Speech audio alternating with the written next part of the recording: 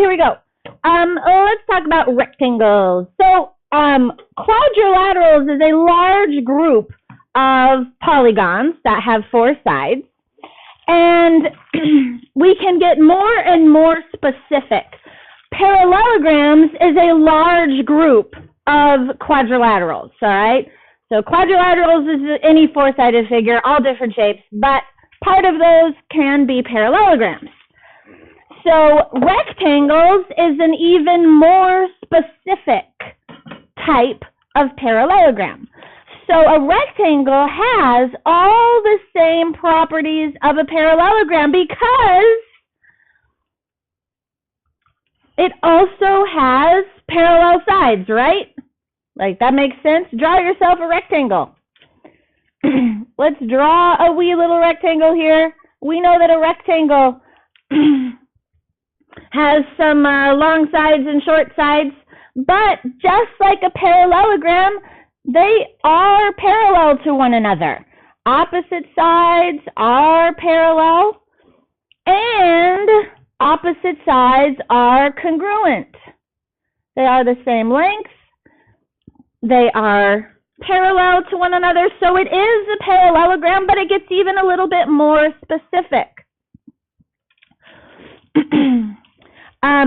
We know, just like before, tell me about the angles in a rectangle. Oh, they're all 90 degrees. Yeah, they're very specific. All 4 angles are 90-degree angles. You know that. They are all right angles in a rectangle. So what else is true here? Are the opposite angles congruent? Yeah, they sure are. They're all 90. Not only are opposite angles congruent, all 4 angles are congruent. Are consecutive angles supplementary? What does supplementary mean? They equal 180. Does 90 plus 90 equal 180? Yeah. Go around the circle. 90 plus 90 equal 180? Yeah, okay. So all those things are true. Diagonals bisect each other was another thing. Well, we have one more thing. If I have these sides that are right angles, what do you think is true about these 2 diagonals? If we have a rectangle, what do you think about the diagonals of those rectangles? They're all the same. Yes, in a rectangle, the diagonals are congruent. They are the same length, okay? Which I think makes sense. You know, this is how we measure TVs, the diagonal, whether you measure top to bottom or bottom to top, those diagonals match, okay? This is all you can see. If the box that you're building in woods is square, you can check the diagonals, see if they match, okay? So we use this a lot. The diagonals are congruent. So not only are they congruent, but they also get bisected. So they get cut. If they started out with a length of 20, what's each piece? 10 and 10. And what are these pieces over here? Also 10, because they are the same. All the diagonals have to be the same, meaning they all get bisected the same as well, okay? So rectangles are parallelograms, but you know that they also have right angles. That makes them a little more specific. All right. Let's see. I'm gonna fix this. Okay, so we're going to try some problems here. Let's see. Let's look at number 2. Let's look at number 2. Each quadrilateral below is a rectangle. Very important that we understand that we're looking at a rectangle. Make sure you read carefully, ladies and gentlemen. That is definitely a key. making sure you're reading carefully. All right, so we know that we're looking at a rectangle. We want to find all the missing measures here. It looks like AE is 15. What else do you know? EC is 15. Yeah, this is also 15. What else do we know? That DE is 15. Yeah, they're all 15. Very good, very good. And then if the DC is 27, what else do we know? AB is also 27. Opposite sides are congruent. Great, great, great. All right, so AC is going to be what? 30. Very good. AC is the whole diagonal, so that's 30. 15 plus 15. BD is 30. BE is 15. We already did that. And then AB, we know, is 27. So then the big question is, what is BC? How do we figure out BC?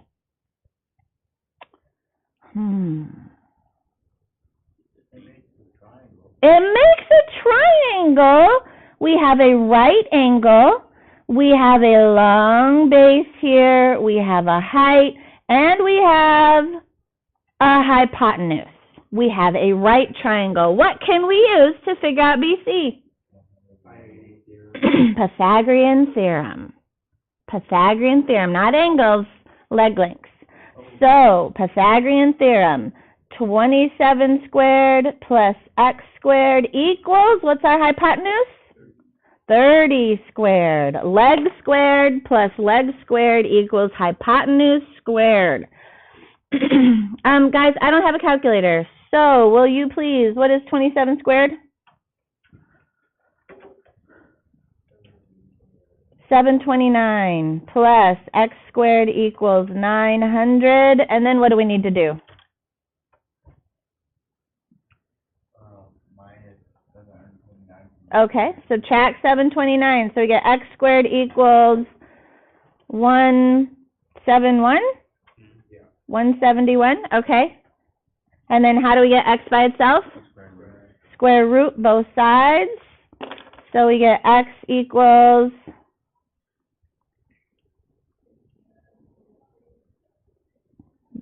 we get 13.03? 13.1. How did we get different answers? I just did round. Oh, okay. All right, so 13.1. All right, 13.1. Okay, perfect. So Pythagorean theorem comes into play because we have a right angle here, so we can maybe need the Pythagorean theorem. All right, let's see. Let's look at number 5. Let's look at number 5. All right, we have reading to do, ladies and gentlemen. And again, if we have reading to do, we need to mark our picture. Very important here. Let's see, DB. Ooh, that is a whole diagonal there. DB, the whole diagonal is 42. What does that mean? What can I write down? The middles are 21. Okay, so the little bits are 21 and 21 because 21 and 21 is 42. Our diagonals get bisected. Let's see, AD is 26, and the measure of angle DAE. So that's this little angle right here is 52 degrees. So mark your picture very carefully. DAE. DAE is just this part of the angle, that little lower section, okay? Looking at that, what is AC? It would also be 42 because the diagonals are congruent. AC is the diagonal. It's also 42. What's EB? 21. BC is 26 as well. AB. Ooh, how do we figure out AB? 26 squared plus 32 squared equals x squared. Yeah, so AB, if I'm trying to figure out this side here, lots of ways we can think about it, but I have a lovely right triangle right here, and I need to figure out that side X. So we can do leg squared plus leg squared equals, what's our hypotenuse? 42. Squared. Hypotenuse squared. So you have a lovely right triangle there. Okay, I need calculator help here. 26 squared is 676. And 42 squared? 1764. All right, so we need to subtract 676. What is that? 1088. Thank you. And then we can square root both sides. So we get x equals 32.98. So that'd be 33, I guess, approximately. All right. So that's AB is 33. Okay, cool. So again, the Pythagorean theorem is all over the place in math. It's like all of calculus. All right, let's see, what else do we need to know? The measure of angle ADC. All right, ADC. Oh, well, ADC is the whole angle here at angle D. What's that whole angle? 90 degrees. Very good. It is a right angle. The whole thing is a right angle. Yes, it is. ABD. ABD. So what is this angle?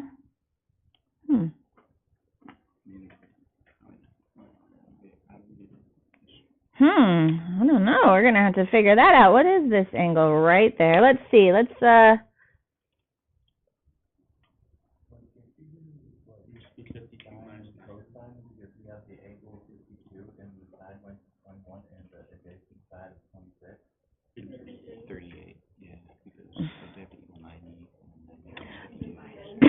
yeah, so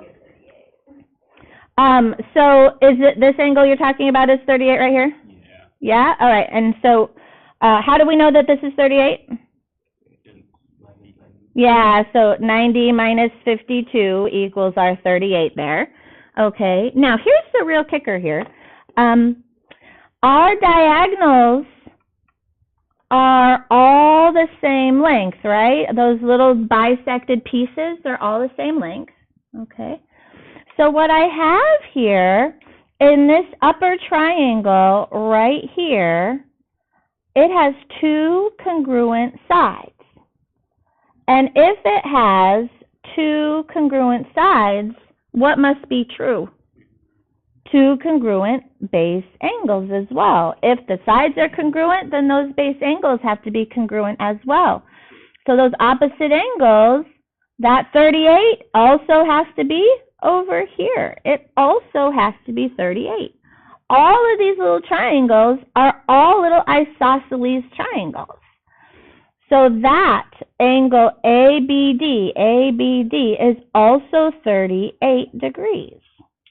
Okay. And the same is true over here. This little triangle to the left here, again, it has two congruent sides, which means it has to have two congruent base angles. So if one angle is 52, what's this other one over here? Also 52. Okay, so we have isosceles triangles, two congruent sides, and we have two congruent angles, okay? Which means, let's see, BCA, where is that? BCA, that's this angle right here. Also 52, exactly. We know 38 up here. What's its complement over here? Yeah, that's the 52. And again, we have two congruent sides, which means we have two congruent base angles at both 52 degrees. And then DEC. What is DEC? Oh, DEC is right here. Here's DEC that we're looking for, this pink angle up here. DEC. How do we figure out DEC? Minus parentheses 38 plus 38. Yeah, so here we have our lower angles we know are 38 and 38 degrees. So we have this little triangle. We're looking for this angle right here, and we know that the two lower angles are 38. So 180 minus 38 will do. And that gives me 104. All right, so that's our angle right here, 104. Okay, questions on that? Okay, turn the page.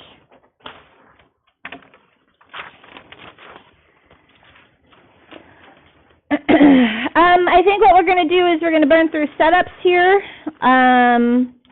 So we're not going to solve everything, we're just going to set it up, okay? We are supposed to find EF, but what can we do to write an equation here? Yeah, opposite sides are congruent. So 3x plus 5 is going to be equal to 7x minus 39. Opposite sides are congruent. Very true. Super. All right. Let's see. RT is a whole diagonal. All right, we don't need to finish that, right? No. Okay, good. So RT is the whole diagonal, and US is also the whole diagonal. So what do we know about the diagonals? Yeah, the diags are congruent. So we can just set these equal. So 5x minus 14 is equal to 2x plus 10. Diagonals of a rectangle are congruent. All right, can we solve from there? So we would solve for x. How do we find VT?